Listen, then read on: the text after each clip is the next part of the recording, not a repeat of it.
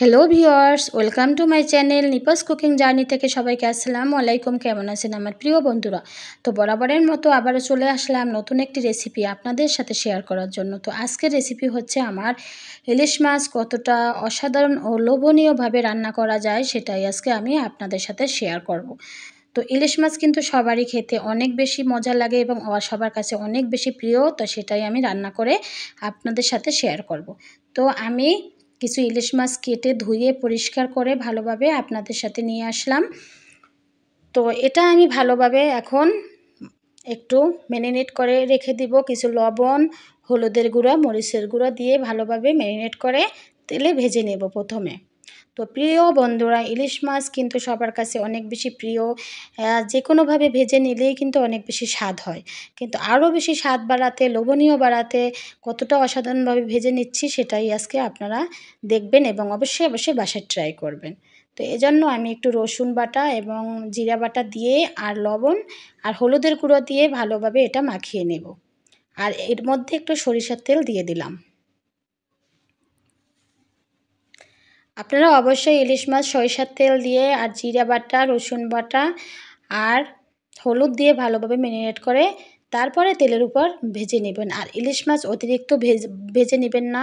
ইলিশ মাছটা কিন্তু অতিরিক্ত ফ্রাই করলে স্বাদ হয় না এবং ভালোও লাগে না। তো প্রথমে আমি তেল দিয়ে দিলাম প্যানে, তারপরে একটু হালকা গরম হলে আমি মাছগুলো সব দিয়ে দিব এবং এই মাছটা হালকা ভেজে নেব।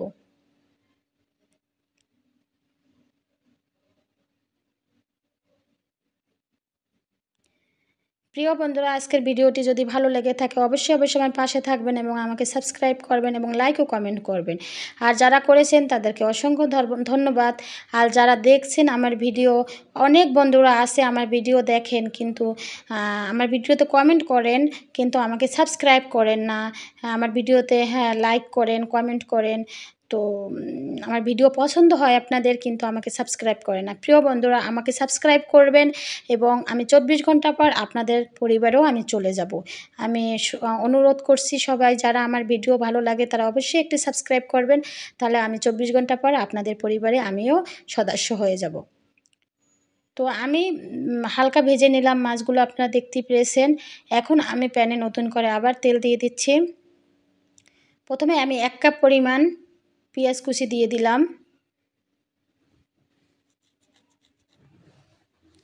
এটা ভালোভাবে আমি বাদামি কালার করে নিব।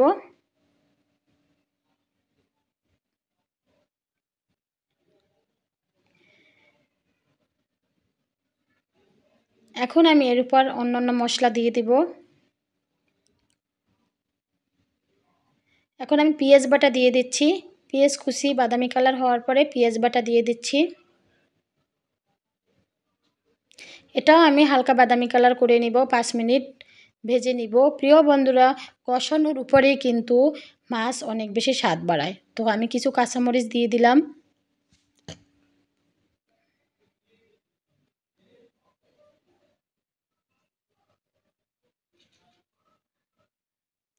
লবণ দিয়ে দিলাম স্বাদ মতো।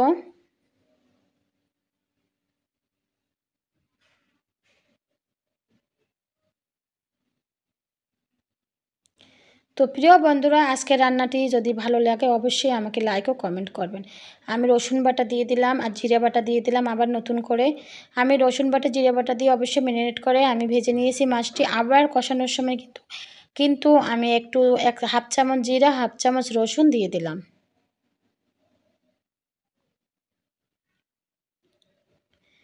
তারপরে হলুদের গুঁড়ো দিয়ে দিলাম।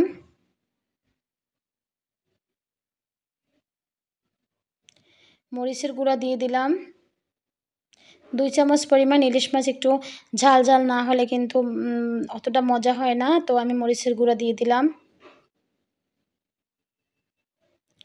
এটা ভালোভাবে আমি 10 মিনিট ধরে কষিয়ে নিচ্ছি।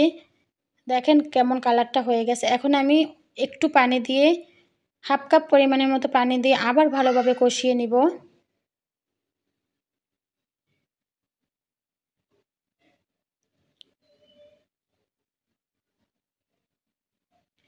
তারপর এর মধ্যে আমি 2টা টমেটো ভালোভাবে ছোট ছোট টুকরো টুকরো করে দিয়ে দিচ্ছি।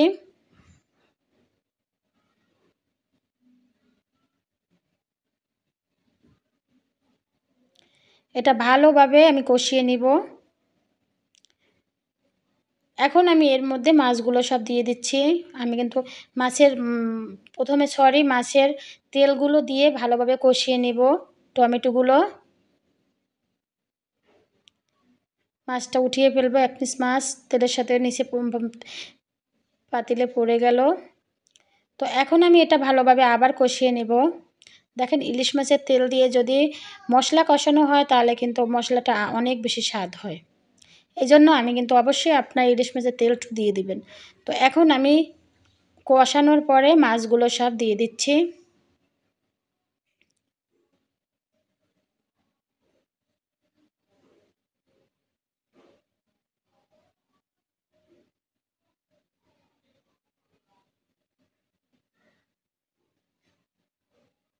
এটা আমি 5 মিনিট ধরে কষিয়ে নেব সুন্দরভাবে। তাহলে মাছগুলোর মধ্যে ঢাকনা দিয়ে দিলাম। আমি 5 মিনিট পর ঢাকনা উঠিয়ে আবার শেয়ার করব। দেখেন মাছগুলোর মধ্যে মশলাগুলো ভালোভাবে পরিবেশ করতেছে। দেখেন কতটা সুন্দর হয়ে আসছে। আর এই মাছে অনেক বেশি কম পানি ব্যবহার করবেন। আমি তেমন একটা কিন্তু পানি ব্যবহার করব না। কালারটা কত সুন্দর চলে আসছে। আর এভাবে অবশ্যই একদিন ইলিশ মাছ বাসায় ট্রাই করবেন। দেখেন খেতে কতটা মজা হয়।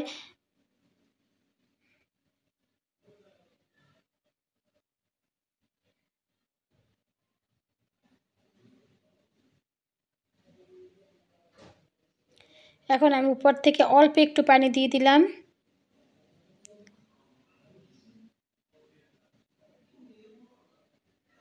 আমি টোটাল 1 কাপ পানি দিয়েই কিন্তু মাছগুলো ভেজে নিয়েছি। হাফ কাপ দিয়েছি কষানোর সময় আর হাফ কাপ এখন উপর থেকে দিয়ে দিচ্ছি। এখন আবার ঢাকনা দিয়ে দেখেন আমার কতটা সুন্দর হয়ে আসছে। হয়ে গেল আমার ইলিশ মাছ ভাজি। কালারটা কত সুন্দর দেখাচ্ছে, কতটা লোভনীয়। দেখেন ইলিশ মাছটা বেশিটা কালারটা সুন্দর হয়েছে কিন্তু টমেটোর কারণে। আর কিছু শুকনো মরিচ দিয়ে দিয়েছিলাম। তো দেখেন কতটা সুন্দর কালারটা সহ মাছের কালারটা কতটা লোভনীয় খেতে। এখন মাছগুলো আমি পরিবেশন করে আপনাদের সাথে শেয়ার করব প্রিয় বন্ধুরা। টমেটোর কারণে অবশ্যই একদিন টমেটো দিয়ে ইলিশ মাছ আপনারা ভেজে অবশ্যই আমাকে কমেন্টে জানাবেন মাছ খেতে কেমন হয়েছে। অনেক অসাধারণ হয়েছে, লোভনীয় হয়েছে। প্রিয় বন্ধুরা বাসায় একদিন ট্রাই করবেন এবং মেহমান আসলে এভাবে ভেজে সবাইকে খেতে দিবেন। দেখেন কত প্রশংসা করে সবাই আপনার। এই তো আমার রান্না হয়ে গেল।